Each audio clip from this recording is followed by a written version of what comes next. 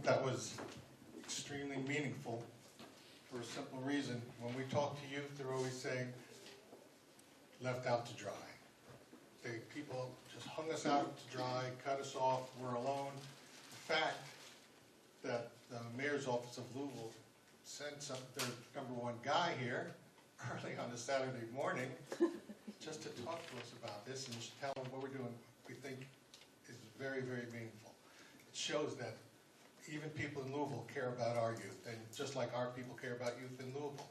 And I think together with all the fantastic innovations they have and the innovations we have here in Lexington, it's going to be a tremendous teamwork and partnership, and I think it'll spread to all 120 counties, and we're going to make Kentucky the peace state of the United States. Now, speaking of Louisville, we have our next speaker who's done it, who's done a youth violence prevention program in the schools in Jefferson County and has results doing it. This is where we hope to be one day, where this next person is. The program is called SPAVA, and I'm going to introduce to you right now. His name is Dr. Banerjee.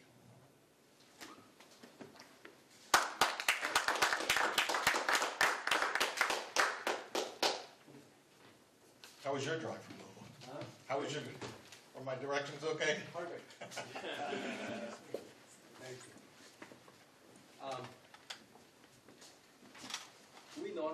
We started this program about 13 years ago, and I actually did not know what kind of an audience I would have, so I'll just fill you in a couple of minutes. Let you basically ask questions. Because the program is for the youth, and we teach in the school system from 2nd grade to the 12th grade. And I think look like most of the people in this room have either passed 12th grade, so it doesn't quite apply, but I'll tell you about it. It's called Society for the Prevention of Aggressiveness and Violence Among Adolescents. It was started 13 years ago, and it's a program that is in the part of JCPS. The school system we have taught for 12 years in the classroom in JCPS, and we teach in the Catholic schools also and in the other private school. Done all by mentors. Last year we had 90 mentors that were teaching in different classes. And this year we're teaching mostly in the Catholic school system because I think JCPS basically decided not to have the program in the classroom, but rather in the after-school program because they ran out of money, I guess. And so we are doing it in the community centers now. Mayor Fisher is very involved. He knows about all this program. The chief of police knows about this program. They participate. All the last 3 chiefs of police have participated in this program. And it's a program basically that helps children get an education so they get out of poverty. Not that the violence is only among of a lesser socioeconomic, because it happens in everybody. But poverty is one of the important causes for violence, and that has to be eradicated. And so we are by education. We give children money for college. We give 50 to 100 children money for college every year in the name of Mahatma Gandhi and Martin Luther King. We give children money to go to camps of their choice so they can learn. And I write most of the grants, and all of us work for free. So every money that we raise, we give it away. And it has been quite a successful program. And to spread the program across the country, 7 years ago, I took a 15-pound backpack and walked across the United States. So that other places have started in Vancouver, British Columbia, as the program started. We have a wonderful mentor, Alicia Skinner, and I'm going to have Alicia come and talk a little bit about SPAVA program. And then if you all have any questions, just ask me and I'll tell you. Because this is, we normally teach in the class system, this program to the children. So you might have some questions, what is it that we do? And I'll be glad to answer one by one, rather than go give you a 10-minute lecture, because lecture is not my thing. Great, so I'm really happy to be here. And I want to start by just thanking the young men that were here, even the ones that were a little bit older. I was very moved and touched by what they had to say. And I'm clear that We're all part of the solution. So a little bit about my history. I was raised in foster homes, and several, and I was very angry. And I actually became a bully because I was bullied. And I made several choices along the way where my life could have taken many different turns. And I'm clear that this program, SPAVA, when I looked at it, I'm clear that anything can be resolved in communication. And one of the things that I love about this program is that we're teaching children how to communicate. And I would go so far as to say adults also need to learn how to communicate. Identifying feelings. Noticing that when something happens outside of ourselves, we have a thought, we have a feeling, and we take action. And a lot of times when we're younger, we don't respond. It's a reflex knee-jerk. And it usually is something unkind or unpleasant, and someone is hurt in the process. And so being a SPAVA mentor, I get to take a look at my own violence, maybe toward myself, my own judgment, my own lack of acceptance, my own unwillingness to really love myself fully. And when I can take that on, I can be that for kids. And I can listen to them, and I can see them, and I can keep this quiet like someone so kindly recommended. And I learn more from them than I could ever learn from myself, because I'm full of opinions and ideas. And so I want to thank you, Dr. Banerjee, for creating this program, because it's done so much for me so that I can be the responsible adult and provide an avenue for young people to be heard, to be listened to, and to give them, you know, there's a Native American story. Young youth comes to the elder and says, you know, I just don't know how to live my life. You know, he's 12, 13, and you know, I've got this one side where I feel love for everybody and I want to do good things, but on the other shoulder I've got this thing that wants me to, you know, hurt people or to do bad things or to just be crazy. And I don't know who I am. And the elder said, it's the side you feed that will determine who you are. And out of SPAVA, I get as a mentor to remind those children who they are. And they're children of God, and they're perfect, and they're whole and complete just as they are.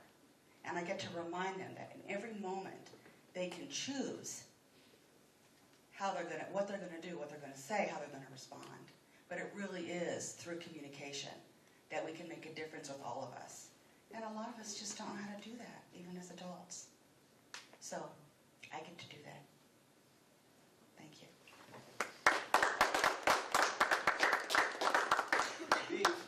The whole thrust of the program is we teach children about respect, honor, and integrity. And because many, many people, including adults actually, do not quite understand what respect means. Respect doesn't mean that I stand at the door and talk to my patients. Respect means I sit down and listen. You know, it's a learning experience. Learning to be honorable requires that we express honor to somebody else. And children learn that. By our actions, we discuss how to be respectful to the environment before we ruin it all, so that we are always breathing acid stuff. So we have to all learn from early childhood that we don't dump the oil after we change oil on our grass. So children learn all of this: respect for environment, respect for disability, respect for one another, respect for myself, respect for oneself. If I can't respect myself, I'll never respect somebody else. So these are issues that are taught as an interactive program. It is not a lecture. I wrote the original curriculum, then the school modified it and made it much nicer than I could have done. And it is all on the web, and it is free to everybody who wants it. www.spava.us. So you can learn it, you can start your own program, it's free. Nobody's charged a penny. Because I think certain things in life should be free, and SPAVA is free. Then they have to do one act of kindness every day, and they keep a kindness log. And we look at that. Then they have to learn conflict and anger management. Conflict is bound to happen. Children learn that. It is part of life. There is no way can a man and a woman live together and not have a conflict. So I teach them how they can talk and what is it that they hear. And you know, when I was a little boy, I was just telling Alicia as I was driving up here, that my grandfather told me a very important story. And he said that remember that the mind is just like a puppy being trained, potty trained. It sounds crazy to hear that a mind is like a puppy, but it really is.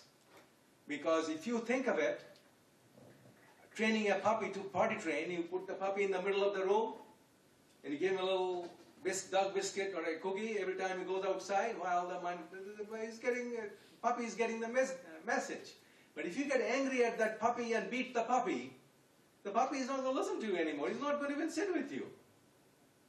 So training the mind and taming of the tongue. Taming of the tongue is the most difficult. You can train a tiger, you can train an elephant, you can train a lion, but taming of the tongue is the most difficult thing. And that's, again, a learned thing. It's just like learning to taste good wine or play violin. It requires practice and learning. And children learn this by examples, no lectures. They have to do different things and they have to tell us what they do. So they're very busy. We call them by their names. Every kid has a name tag. We don't call them, hey, you or you. No, it doesn't work that way. Because I like to be called Timir or Dr. Banerjee by my name, so that every kid likes to be called by their name. We teach them good manners. We tell them good posture. I tell them, look, I'm 71 years old. I can stand nice and straight. And the head only weighs 6.5 pounds. There is no reason why 60-pound sticks can't hold a 6-pound potato straight. So stand straight. Good posture is very inviting. So they learn in their class, and they talk. We give them a reward ceremony. They all talk about it: good posture, good manners, shaking of the hand, how we transmit positive energy. Because you see, first impression in life is very, very important. We can really never make a second first impression. It is always first impression. And we're all humans, and here are so many people sitting in this room. And some will say, I am not biased. That's not true. They're kidding themselves. They're denying. They're not telling the truth. Everybody in this room is biased. Everybody is biased about something. But the point is we have to overcome that bias, and it takes a learning experience. When I walked across the United States, I learned many things about myself. I became a better person.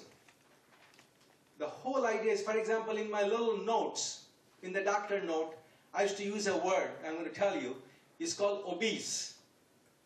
I don't write that word anymore. I write down somebody is 5 feet 2 inches tall and weighs 250 pounds. It's obvious what that person is. I don't have to say, call that person by a name. So the whole idea is we have to all learn. I saw a 17-year-old kid. I smelled cigarettes on him, and he was from Bullitt County. So I said, geez, Bullitt County different than Jefferson County? Are kids allowed to smoke here? He said, no. He said, look, doctor, I've just come for a prescription for antibiotics. Don't give me a lecture on smoking. If I did that, my grandfather would have slapped me, talking to a 70-year-old doctor like that. But you know, that's our society. We are disrespectful in general.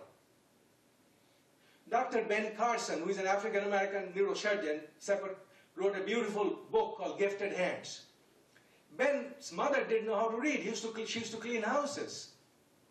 But the children never knew that she didn't know how to read, because she assigned a task to the children to read every day and prepare a lesson plan and tell them what to do.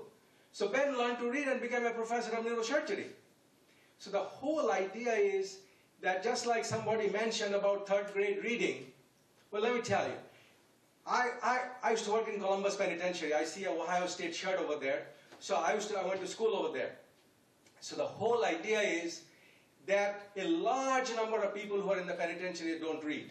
Amen. Reading is very important, but it has to be taught at home. Doesn't matter if mother is working. Ben's mother was working, she was cleaning houses.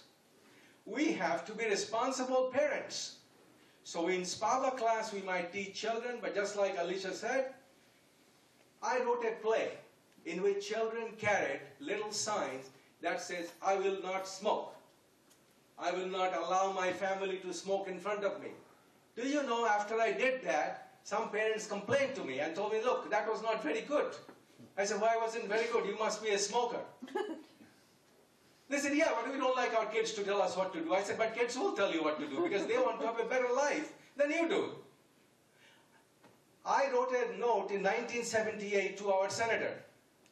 I said, Senator, please make a rule that anybody who has pulmonary disease and heart disease, then Medicare funds will be cut off if they keep on smoking. Because by the time I reach Medicare, there will be no money left. Well, let me tell you, I am Medicare, and there is probably no money left. So the whole idea is we have to teach from the children to the adults. Children are our future. And if we spend enough time with them by expressing love, by expressing teaching them the value of reading, writing, respectful behavior to everybody. And conflict. Conflict management is so very important, and children learn that. Like I told them, look, in every conflict, there is a thing called emotion. And I give them personal examples. I told them there was a time, half of my patients were comatose. So I'm very used to talking loud. Sometimes it takes me a time to chill out at home. So I came home and I had this wonderful, sweet 11-year-old daughter then. And she asked me something and I was in a different mode and I was yelling and this and that. And this little 11-year-old told me, look, Dad, it's not a hearing problem, it's an understanding problem.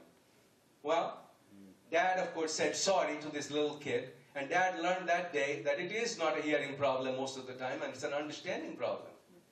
So I became a better dad that day. I learned from a child. So the whole idea is we have to learn that. And this is a learning experience for a child.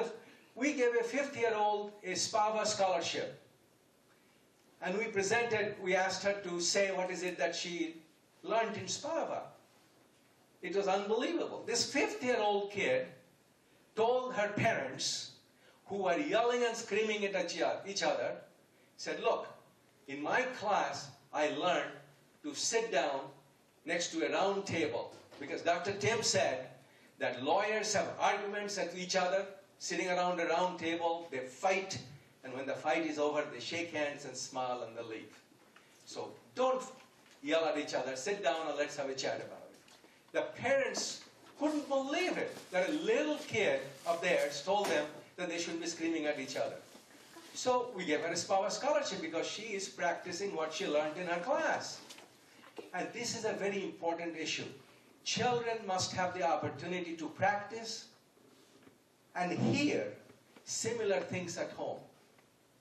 Sometimes the home environment, if the father slaps the mother, and the child watches that, that is not going to go very far. That's when we call a bad, violent household begins. There's a lot of violence within the families.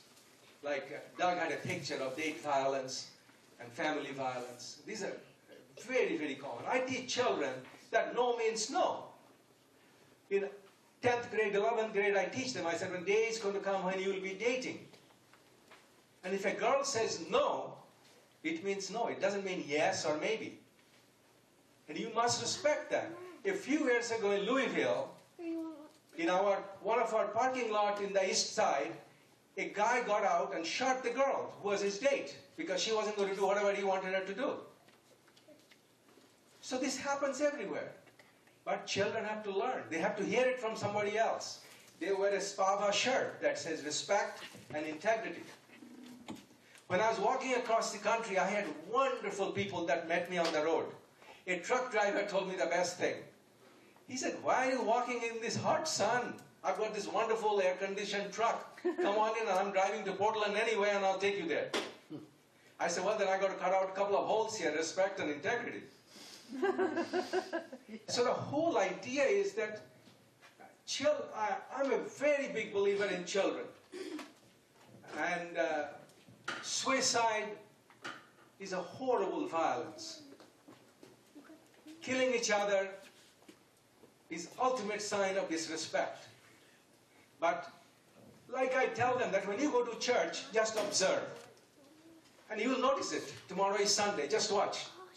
This little thing I'm going to tell you. When you sit on the pew, how many of those people you actually know that are sitting on the pew? About them except they come and open the same songbook and everybody is done, they drive a fancy car and they leave. I said, no, that doesn't work. You must know your neighbors. Not just when you're mowing the lawn and say, hey, Joe, that doesn't work. You must know Joe and you must know Joe's children. If you know Joe and Joe's children, your house will never be robbed. Trust me. Because Joe will know that's not your pickup truck, but somebody else's pickup truck.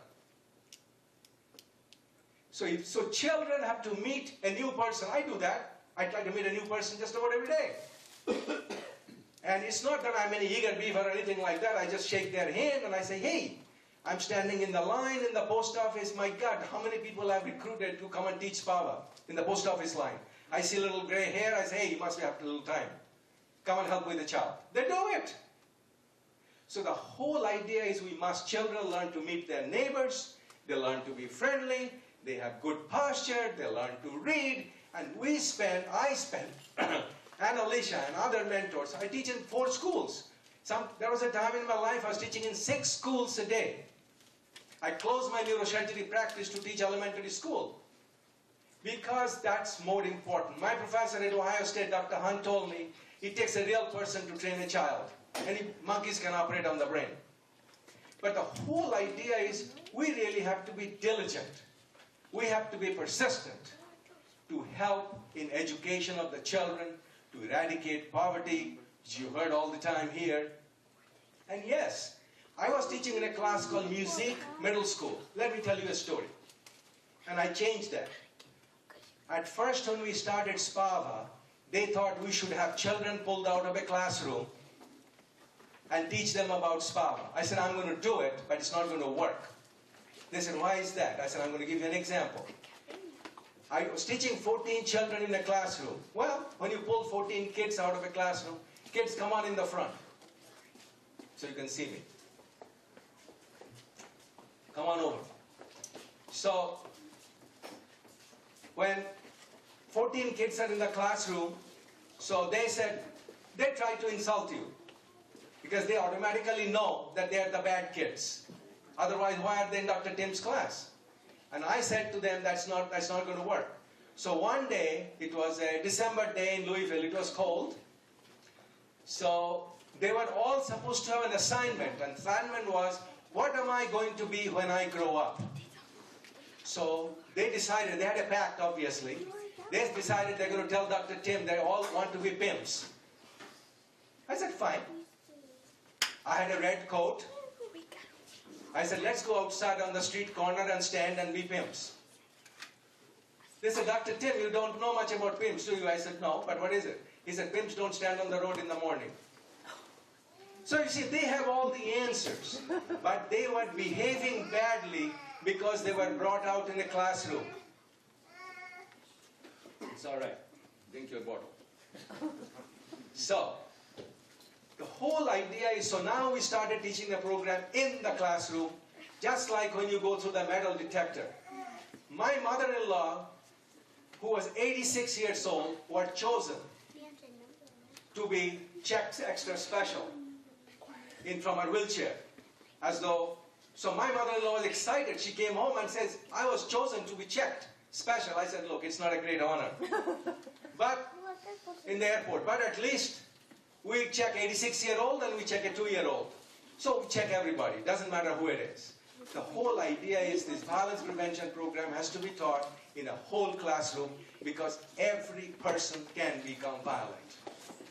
I get so aggressive with straight talk. I have the cheapest telephone possible, $30 a month. I'm going to give you an example. Why? A man with a strong stress-controlled mind doing brain operations gets totally stressed out of my mind. Let me tell you what happens. I dial 611. I listen to a computer talking with me. Tells me to do different things and press buttons and nothing works. And then says, thank you, bye. Call back in 15 minutes and the same thing happens again and again. And now Einstein said, a man who expects a different result by doing the same thing every time is an idiot. Well, I know I'm not an idiot, but that's all I have to do. And does that make me angry? Yes. And I think in my mind, my God, if some guy had a mental illness, he would probably throw the telephone on the TV and do something crazy. So the whole idea is, yes, we are driven crazy by many of the things around us. But I have taken it upon myself to help the children by teaching them, by giving them an education. Next week I'm going to start going all the way to Bardstown to teach a class at 8 o'clock in the morning, a class at Shively, and a class at Germantown. So the whole idea is that yes, we've got to do it. Amen. Does it take a lot of time and patience and tolerance? Yes. Yes. But children love it. We have to make it exciting for the children. They don't like lectures, so it must not be boring. I hated lectures in college. I couldn't stand it. So the whole idea is I know the children are no different than I am. So they have to participate, and that's what keeps them interested. What's your name? Huh? Jacob, stand up. Come on up here. We're going to do a program with you. We're going to teach them how the spava works. Okay, Jacob. So since your name is Jacob, tell me what was in the Bible Jacob's father's name? Joseph. Joseph. Well, probably not correct, but that's all right. Have you heard of a guy called Isaac? Okay. All right. So, did you know what Jacob's wife's name was? No. One was Rachel, the other was Leah. Okay? But this is what we're going to do. We're going to talk about, do you know what respect means? Okay. You hold this one in your hand. Tell them what is respect means. How would you show respect to your mom? By Writers. Tell them what writers mean. By listening to, listen to mom. doing chores. Doing chores. Okay? Now, how do you show respect for yourself? How do you respect yourself? Don't respect your teachers. But you show respect to yourself by being nice posture, you're standing straight, you speak well, right? Okay. Now, let me ask you something. Do you know the word that's too much. Which grade are you in? Second grade? Third grade? Okay. What did you learn in third grade? Tell them. Tell them what writers mean. Just say what your team means. Writers. Tell them. My time is up, right? Go ahead and tell them. Okay. Writers. R. Respect. A. Attitude. I. Intelligence. D. Discipline. E. Excellent. R. Resilient. F. Smack them in the mouth. F. Smack them in the mouth. Y. Because that's what we do. Very good. Good job, Jacob. Thank you. Thank you so much for coming. My gosh, such passion is incredible. I think we know why Spava has been so successful, and it's certainly a different way attacking violence through the eyes of a doctor. It's more, it's certainly more scientific his approach, but the principles that Spava preaches are the same universal principles that we all do. But thank you so much for coming. I could sit here and listen to you all day. You really speak my language.